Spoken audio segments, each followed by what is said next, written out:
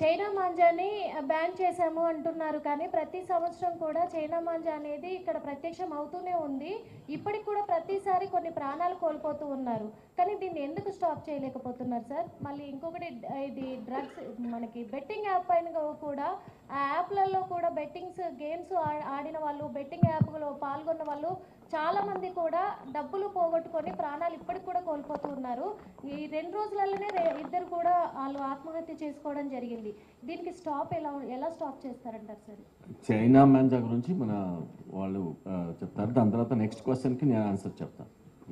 Ma'am, ఈ China manja జనరల్గా మా ఏరియాలో ఎక్కువ మంగళహాట్, అది మంగళహాట్ ఏరియాలో ఎక్కువ ఉంటుంది. ఎందుకంటే మంగళహాట్ ఏరియాలో చైనా మాంజా కాకుండా ఏ ఫెస్టివల్స్ వస్తే ఆయా ఫెస్టివల్కి సంబంధించిన వాళ్ళు చేస్తారు. అయితే ఈ చైనా మాంజా దాని మీద ఆల్రెడీ ఇప్పుడే రేడ్స్ చేయడం జరిగింది. టాస్క్ ఫోర్స్ వాళ్ళు చేస్తున్నారు, అదేవిధంగా లోకల్ పోలీస్ వాళ్ళు చేస్తున్నారు. ఇద్దరు కోఆర్డినేషన్తో కూడా కొన్ని చేస్తున్నాం.